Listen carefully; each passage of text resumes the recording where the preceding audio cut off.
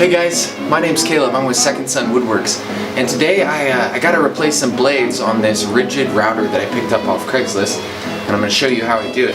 I found this guy for a really good price, but it was kind of beat up when I got it, so I've been doing a little bit of work to it. So one of the things that I got to do to it is replace the blades, because the blades, as you can see, were pretty old. They were pretty chipped up, and then it was really dirty, like you hadn't cleaned it in a long time.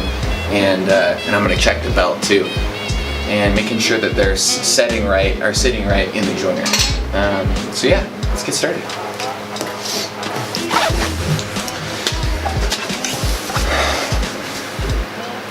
One of the things that I do when I'm working on tools like this is I use my my headlamp, so I make sure to be able to see everything that I'm working on. So if you do have a headlamp, it's kind of a nice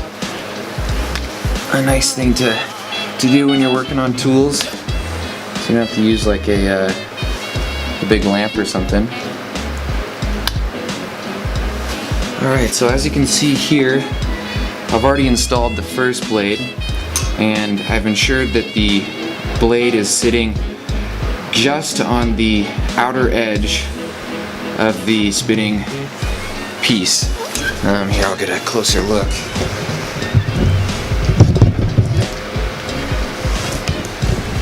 So what you want to make sure to do is get the blade right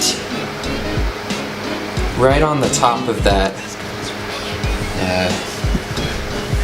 the rotating section of the joiner. I hope that gives you some idea of how it goes. And then you tighten these babies on each side, and I'll show you how I do that right now. I'll install the first or the second one.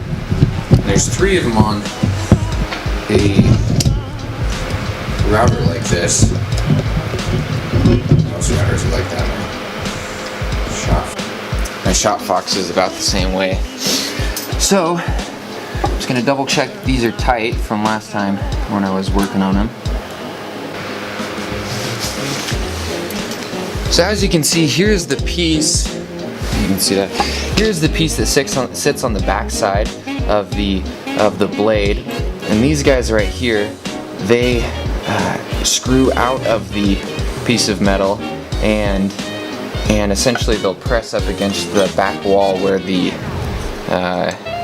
on the back side of where the blade is at. So kind of looks like this before you get it in there, and then these press against the wall going this way, and they essentially lock the joiner blade in up against this wall, the wall that I was telling you that you need to get your edge of your blade to match. And then the cool thing is that they have these 2 separate they're like adjusters that you use an Allen wrench to lift the blade up, and then you can slowly adjust them into place. So this one is, I think, tight enough. Kind of check those, and then let's rotate it around. The nice thing is I already got the blades out, but here's what it looks like without a blade in there. So I'm gonna get my light over there, focused in. It's nice and open, and like I said, that there's these adjusters that are right down there in that section, and those, essentially using the Allen wrench, rise up and they kind of catch the bottom of the blade, and then you can get the blade into the right position. Pretty essential when it comes to actually using the router correctly. Alright, so now, hey, these are some old boxers. Use them as a rag. So now I'm going to get one of my new blades, which I ordered these blades from Amazon. They're PowerTech joiner knives. They weren't too bad on the price. I'll put a link in the description. They come in this little thing. It's funny, when I first got them, it was missing one of them. So I had to send it back, but I ended up getting one. So. Alright, so I'm going to match this up. And you'll actually notice that in here that there's little magnets that kind of grab everything, but you just want to set it down in there, and don't worry about getting it in the right position just yet. Then you'll slowly kind of start spinning these little, as you'd call them, like little bolts that press up against the, I wish you could get it better. Maybe I'll try to get another.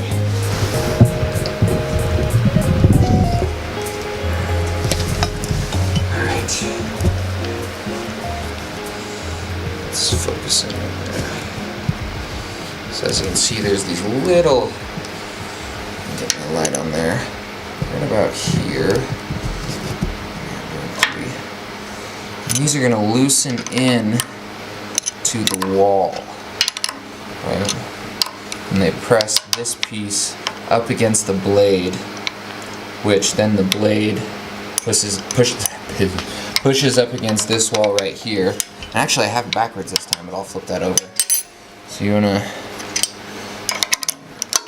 loosen that back up. And flip this over, slide it in, and you want the part of the blade that curves down to be facing into the kind of the circular unit or whatever. Should look that name up. Anyways, that's how that goes.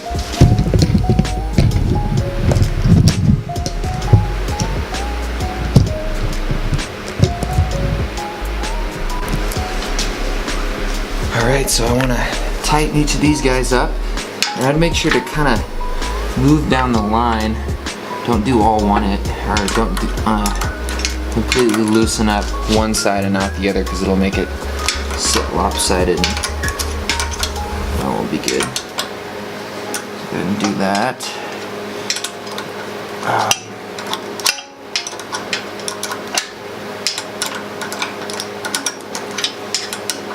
Just so you know, this is a 5/16 wrench.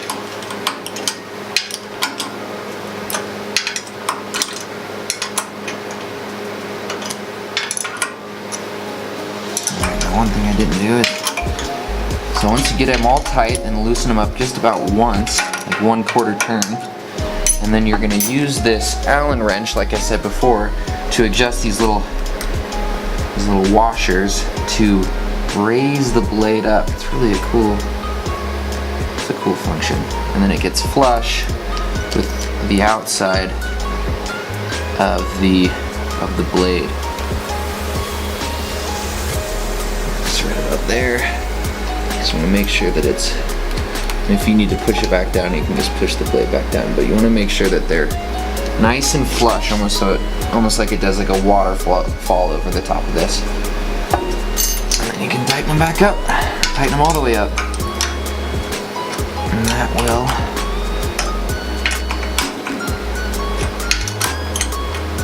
get her done.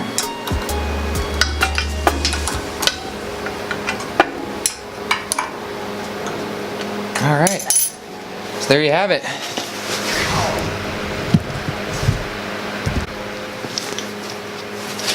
Alright guys, that's it for today. I hope this was helpful. Leave a comment in the section if you got any questions. Hit me up on Facebook. Subscribe, maybe like this if you liked it. If it was a good video, like it, please.